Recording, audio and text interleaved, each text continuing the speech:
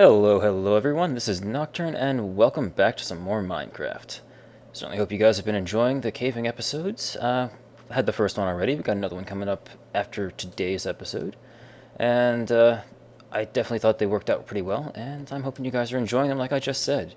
Anyway, like I said last time we were doing our Buildcraft stuff, I was going to go ahead and work on the Buildcraft house off screen in between episodes, and I did. And it's basically done. And so if you guys remember the picture, I might go ahead and flash it on screen right now for you guys. I think I came pretty close to what I was going for. I think it stays reasonably true to the original design in the picture.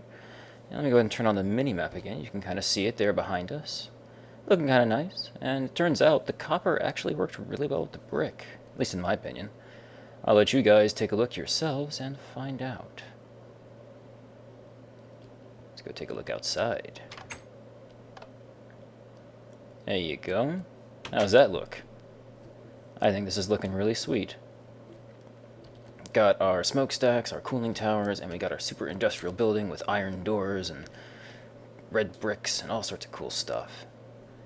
And looking really nice. Got it all lit up with wrath lamp. Little magic never hurts in the industrial side of things. Got glass all over the place. The Noc'Craft glass, the glass viewers, ended up working out really nicely here. They gave a really nice solid looking window. If we come inside, you can see I got the floor, laid out all the blocks like I said before, cobbles in the same place as it was. Even went and dug out a bit of a basement, and what was fun is this thing actually ran into our cave. So I spent a little time cleaning up the cave, converting the rest of it to marble. And now it looks all nice and fancy. And even got us a little access hallway down here for some future expansion. And if we come up into the basement, you can see I've started to lay things out, done a little more sketching with blocks in my inventory. And I think we're pretty much ready to go ahead and get started with what are we going to do with all that oil we got 2 episodes ago? Where are we going to put it? And how are we going to refine it? Well, I say just about ready, because there's actually one more thing I'd like to craft up before we get fully into this stuff today. And that is something to help us make sure that even though the oil is way out there, that things keep happening. You guys should know, to some extent at least, that Minecraft is made up of various chunks. And when it comes to the chunks in Minecraft, not all of them are loaded at once. And that's really more of a memory-saving technique that programmers can use. And that's the one Notch went with, and that's the one we still have employed. So, since they're not all loaded at once, if you're not close enough to one, it'll actually unload, and any work going on there will just cease to function, cease to happen. I was going to say, why is that cow floating? Chunks not fully rendering. Yay! It's a good thing we're talking about chunks. Anyway, if you want to make sure that a chunk stays loaded so you can actually keep doing things with it, you need, well, a chunk loader. Basically all it really does is it tricks the game into thinking that the chunk loader is a player and makes those chunks around it stay loaded. Now you can see we've actually got our redstone engines fully powered up. This is what they look like at full power. They're flashing red and yellow, red and yellow. That means they're at full power. And this is actually not bad. In the case of other engines, this would actually be dangerous, but redstone engines will never actually explode, which is a problem with Buildcraft engines, which is part of the reason I've never really done the oil system, but I wanted to avoid the cheap, easy electrical engine method this time. And I can't jump. There we go. Anyway, yeah, as long as they are actually applying their power to something, they'll never blow up and you'll be safe. And what's kind of cool too now is you can actually see the oil has filled up our ender tank. And we are ready to be sending it somewhere. Back to our house. But back to the whole chunk loading issue. I don't know if this is quite far enough away from our house. You can see the blue dot over there. That's on the roof. It might be close enough. It might not be. But just in case, I wanted to go ahead and craft our very first chunk loader. Because if nothing else, I also want to place one at our house. Because every time we've gone off and done some exploring or whatnot, I try to leave things going in the machines, or at least have the MFE recharge. Well, if we go too far away, like I said, chunks unload, and we don't get any more work happening with our machines. So I would definitely want to put one in our house, and we'll put one here for now, too. Now, to make a chunk loader, we're actually going to need to use some of these supplies here, these in particular.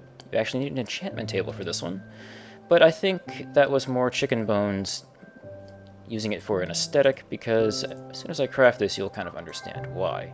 So you need some gold, an ender pearl, and the enchantment table. And now we get ourselves the chunk loader, our very first chunk loader. And it's really quite simple to use. Just pick somewhere you want to put it, plop it down in the world, and there you go. And this is my favorite part. That's the ender pearl right there, bouncing up and down. I love that. It's so cool. And if we go ahead and right click, we can actually get the interface. And it tells us that it's currently loading a radius of 2 chunks. By squares, basically. So you've got the one we're in, and then one on either side for 2. So you get a 3x3, 9 chunks. And to make sure that we've actually got things loaded correctly, we can turn on the lasers and watch this awesome little light show. What you're seeing here is the green laser goes out to the center of the chunk that's being currently loaded, that this one is in, and the lasers are actually showing the radius of all the chunks that are loaded, which says that since we got this right here, it is perfectly loaded. Everything we're going to need for our pump and our ender tank. And let's see if he ever fixed this bug. Ooh, he did. Nice. It used to be somehow that the ender pearl was considered solid and you would jump on it and it would glitch and you would have to somehow find a way off. It was funny, but, well, we're not going to go with that anymore. There are also other options here. You can change it from square to circle to line across the x-axis or a line across the z-axis, or right back to square, and that's what I'm going to do. That's my favorite one. What's cool too about the chunk loader is you can actually craft this guy with something else and make something called a spot loader, where if you surround it with some ender pearls, instead of having the options to load as many chunks as you want, we can go crazy, but not actually, because there's definitely some memory concerns when it comes to loading chunks, and, you know, being a good person on a server and whatnot, you don't want to have too many loaded, because that's more memory load for the server, and the less you load the memory on a server, the better everyone is going to be having fun. But that aside, I think we're pretty much done with our little oil pump over here, our pumping station. That's really all we needed there. Something else to note too is if you want to go ahead and press F6 on your keyboard, you can actually get this cool little laser grid that tells you exactly which chunks are being loaded. And something else that Chicken Bones added to NEI recently, you can actually press F4 and see the boundaries of every single chunk in the world. And as you move, it goes all the way around. So that way, if you're ever wanting to know where you're placing your chunk loader and how many chunks you need to load, you can just go ahead and refer to that, and that's really nice. Anyway, the spot loader is not configurable, but it will load 1 chunk at a time. So if you only really need that 1 spot loaded, you've got that going for you. Okay, so oil station's ready to go. Let's come back to our Buildcraft house, and that looks like a bit of a problem. Well, isn't that fancy? All the caves I've explored. Yeah, you can actually see the basement from over here. That's kind of cool. Nice.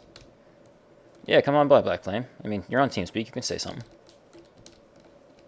I didn't want to interrupt. That's okay. I need to relog real quick anyway. Alright, much better. Everything's loaded. Now that we are back, we can go ahead, head into the basement, and start working on where we're going to be storing our oil. Some of you may have already guessed, but these little pillars here aren't just for decoration. They are going to be what I'm going to be making my next tank out of, and I think I left the valves upstairs. We're going to be going with Noc'Craft tanks like we did in the Nexus, because, again, we don't have the rolling machine to make the iron plates that we would need to make the Railcraft tanks. That would be another option for storing our liquids. Technically, we could go and use a whole bunch of those Buildcraft tanks that we use to make the pump, and we could just store them there temporarily, but I like mass storage. It looks better having a multi-block structure anyway. So I'm going to go ahead and build this real quick. And I'm going with the nether bricks, because I thought it would look kind of cool. This is the one we're going to be storing our oil in. Thought it would be a nice contrast to the black oil.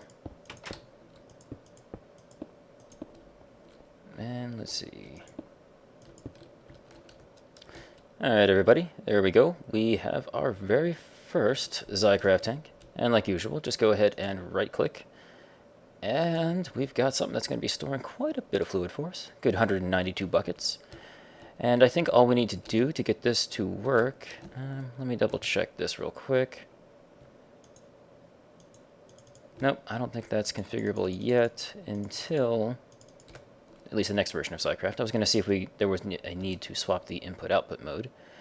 And we just need, I think, to sit down our ender tank right here and set it to output. And we're done. And now our pump is going to keep bringing oil in for us. And we've got oil. Woohoo!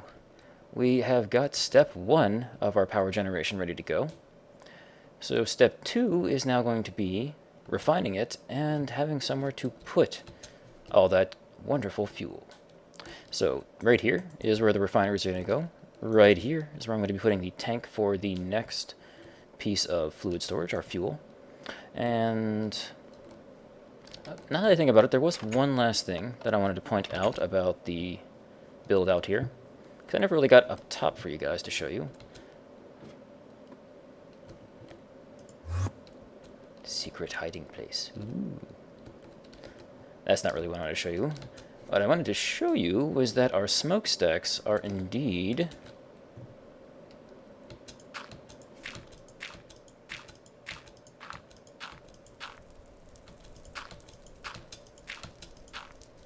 smoking. Just a little piece of netherrack down the bottom on fire. What's cool, though, is that I guess with the way the lighting works with the micro blocks, at night, the tops are actually lit up. So it looks pretty cool. You can especially see it in comparison to, like, down here in the middle. It's not very lit up, but up top it is, because it's on fire. Sort of. Anyway, I think I'm going to go ahead and build this next tank up here. I'm actually going to be making this one out of copper, because I think that was going to look really good against the fuel color.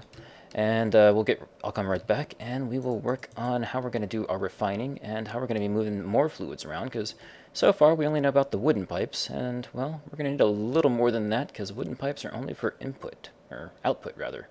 So we need a way of putting things into places. So, be right back. Okay, there we go. We have our copper tank in. Not quite as big as the other one, mostly because it's not as tall. And we're going to get another 96 buckets of fuel, which is probably going to be plenty for what we're doing.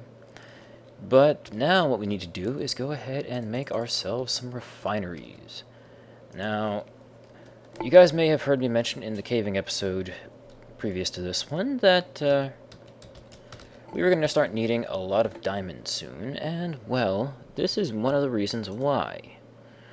Note it takes a diamond gear. Well, we kind of understand how all the other gears work and how they get upgraded. Well, this one works exactly the same, except you need to surround a gold gear in diamonds, for which you need to take an iron gear and surround that in gold. And we know about the iron gear from the stone gear, and the stone gear from the wood gear, and the wood gear from the sticks. So this is a bit of a crafting process going on already. Something that, you know, maybe starting to think, wow, that's a lot of steps. Wish there was a way we could automate that and, you know, make things a little easier on us. You know, aren't these mods supposed to be doing that for us? Well, indeed. But we'll have to be getting to that later. First, we need a way of powering everything and doing all that awesome stuff. So, what we need to do is craft up those refineries, like I said, and I'm going to take some of the lovely diamonds that Zach donated to us to take care of that now. And, let's see.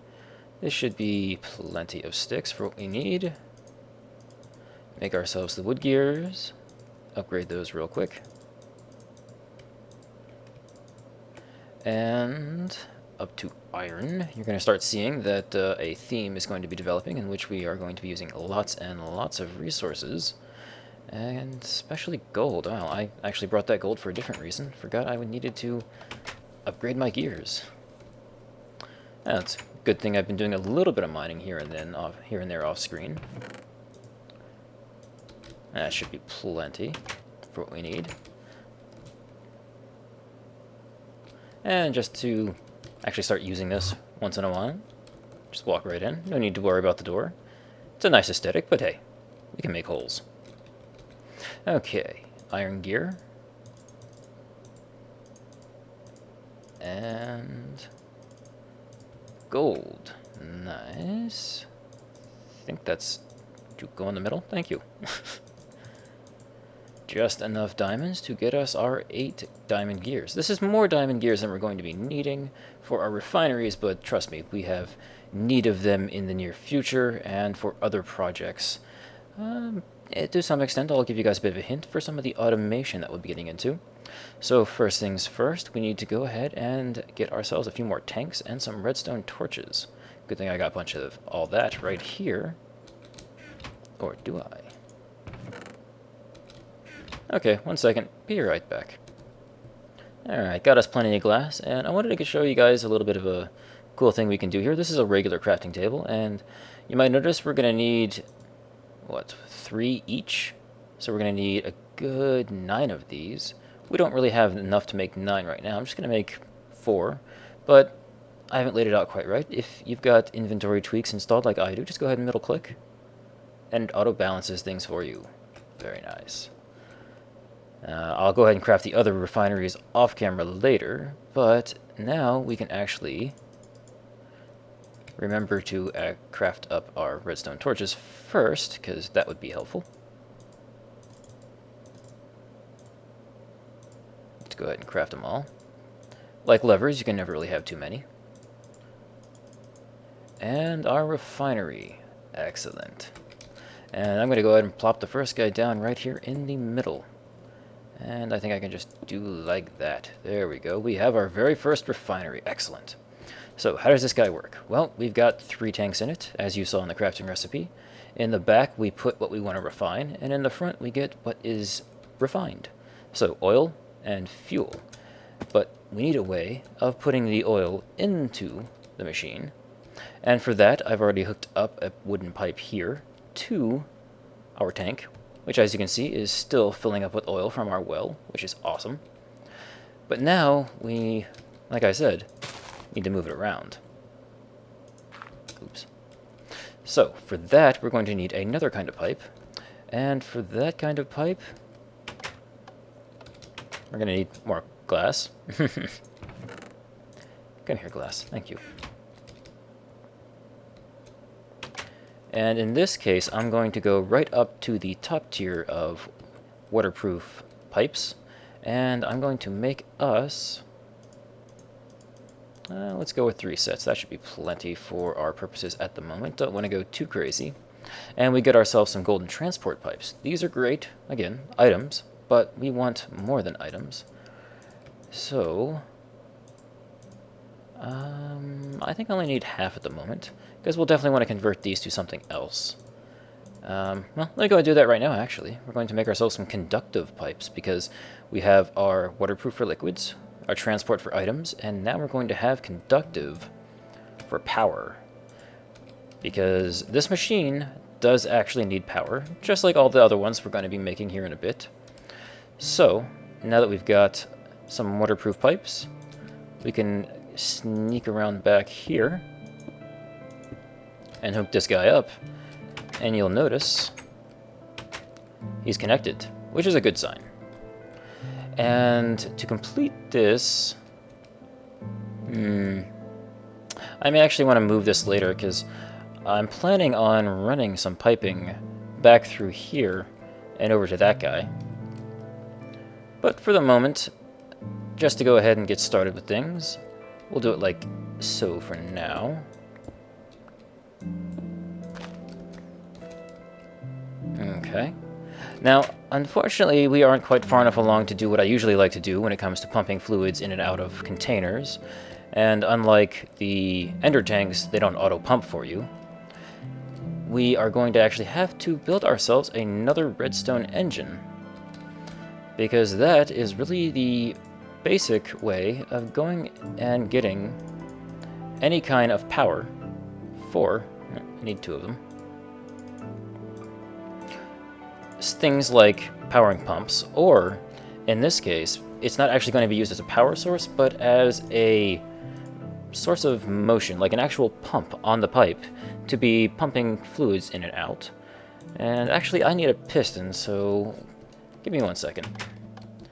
Alright, there we go. One redstone engine ready to go. And it's a good thing we made these extra redstone torches, because we're going to need to turn this guy on somehow. So, first things first, come down here, and I think I'm just going to stick this guy right here. Don't forget to sneak click since we're interacting with the tank at the same time. And there you go. We have our redstone engine on the valve, ready to pump oil out into our refinery. So we can go ahead and get that started. And he'll start pumping ever so slowly, pulling fluid out. I'm fairly certain anyway. I don't think there's any restriction on where the valve has to be and how far up the fluid is. Because I didn't think so. If there is, I'll be moving the valve somewhere else. That's fine. But now we're also going to need a way of actually powering the refineries like I mentioned earlier. And for that, we're going to need something a little more advanced than a redstone engine. Because redstone engines just don't really have the power requirement for running something as complicated as a refinery. And this will only be a temporary solution until we can actually start refining fuel, and then we'll actually create the next tier of engines from Buildcraft and use those instead. So we're going to need to drop off a few things here, because I'm starting to carry around a bunch of extras. Okay, got my stuff together. We are actually going to be making the stone engines, or, technically, because we are making them with cobblestone. These are the next tier of engines in Buildcraft, and they run on coal, and they are known as the Stirling engine. Very simple, kind of like the generator for industrial craft like we started off. A very simple power source, nothing fancy. And we're going to go ahead and set these guys up downstairs because, like most of the engines with Buildcraft, I don't have a whole ton of experience with them. So I don't want them too close to things because I'm not entirely sure if they'll, well, blow up or not. I know that in certain cases when it comes to these coal-fired engines that they could potentially do so. And let's see.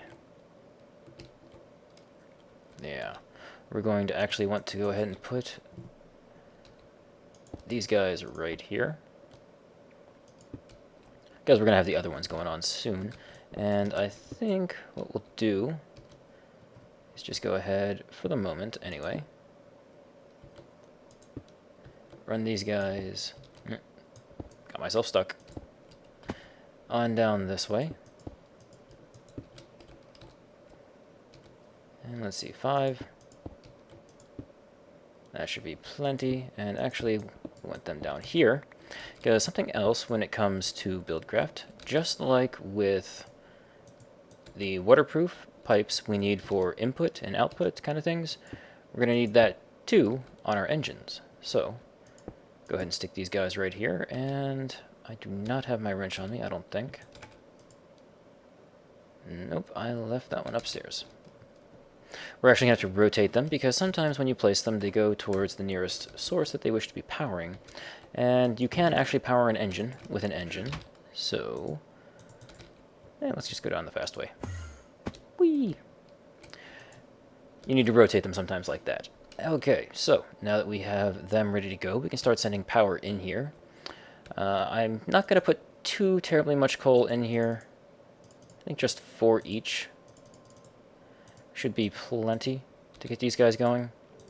Like other things, they're going to need a redstone signal to start up, and fortunately we have ready access to some awesome redstone-like material. Pretty sure he doesn't respond to redstone, but that's okay. We'll find out here in a second. So now we just go ahead and turn these guys on, and we're going to start generating power. It's been a while since I've looked up the numbers, but I think it's roughly 2 Minecraft joules per tick every time these guys hit. And you want to be careful about them overheating because, well, this is what I was talking about with engines powering up and changing colors 2 episodes ago. If they end up getting to the point where they're flashing like you saw the redstone engines, you want to turn them off right away, because that means they're about to explode.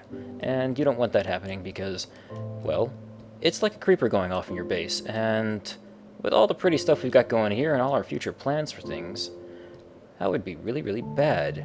We'd probably lose all this wonderful oil we're getting too. So let's go ahead and head up here and see if our refinery has gotten started at all. You guys might notice it has a bit of a UI. There's not a whole lot to this that you really need to worry about. One thing I will do is grab ourselves a bucket of oil real quick and show you what the UI is for. You need to actually... Well, you don't need to. There are cases where sometimes the refinery bugs out, and what can happen is you will end up with the wrong kind of liquid inside the individual tanks in here. So what you can do is you can say, oil goes here, and it will make sure that it stays oil, and you don't have to worry about that happening in the future. And I did end up having to move things around. You may have noticed it. The Noc'Craft tank valves are very much dependent on where they are on the tank, which is cool and annoying at the same time. But things are moved around, crisis averted. We've got our oil pumping up there. We've got power going into, or rather we would if I didn't forget to connect things. There we go, all better.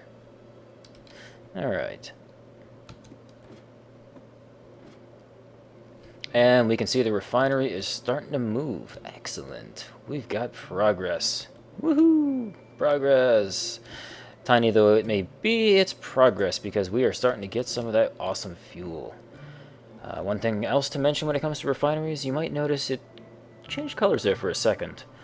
The color that the refinery is displaying is telling you how fast it's running at.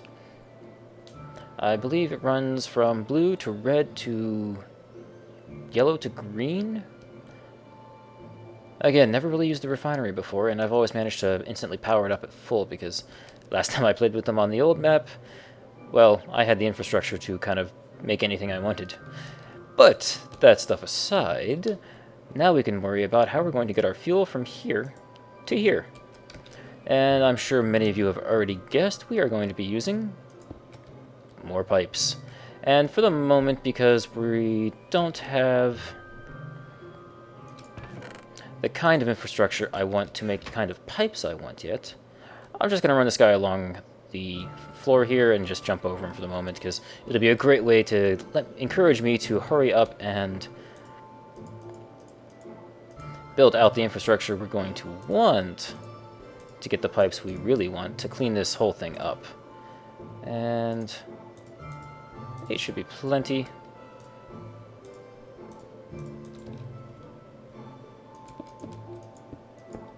There we go. Connects right up to the valve nicely. But we are going to need ourselves another redstone engine for the moment to be pumping on this thing. So let me go ahead and craft that up and place them down, and I'll show you guys our fuel source finally getting generated. And again, so much of this is very temporary and very ugly, but it's kind of the way you gotta start out sometimes with Buildcraft. It's your only option. So, be right back. Alright, we have got our first bit of fuel flowing through the line. Look at that. Black gold turning into awesome fuel. Ooh, yeah. And you can see the tank is already starting to fill up a little bit. Awesome. Very, very tiny amount. Almost a bucket's worth. Almost a bucket's worth. Wow. But not to worry. We have plenty more to refine coming up here between this episode and the next couple. Our tank down here is actually completely full of oil, which is great. The ender tank is completely full. And turns out these things burn through coal a lot faster than I realized, and had to put some more in here. And I've actually gone and brought down some coal coke, just so we can actually get these guys running a wee bit faster too. And I'll go ahead and store the extra coal coke in here for the moment, it's just close by. And I will be keeping an eye on these tanks, of course. We definitely don't want any explosions.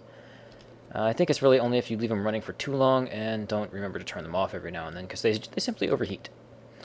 And I think with that, our very first beginnings of hideous, ugly infrastructure of Buildcraft has begun. Oh yes. This is only the beginning.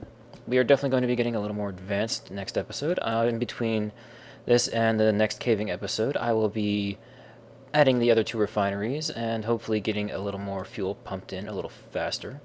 Might be adding a few more Stirling engines to help us with speed.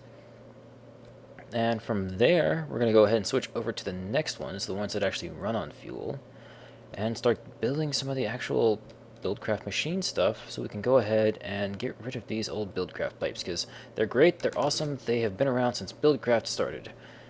But thermal expansion has some upgrades that I'm definitely interested in trying out. So I think with that, that's going to go ahead and be the end of today's episode. I wanted to thank everyone for watching. I really hope you enjoyed our beginnings of... Oh, that's why I had a pressure plate in my inventory. Our beginnings of the Buildcraft power source, how we do our chunk loading and whatnot. And like I said, I'll be putting one in the house too. So this has been Nocturne. Thank you guys for watching, and I will see you guys again next time.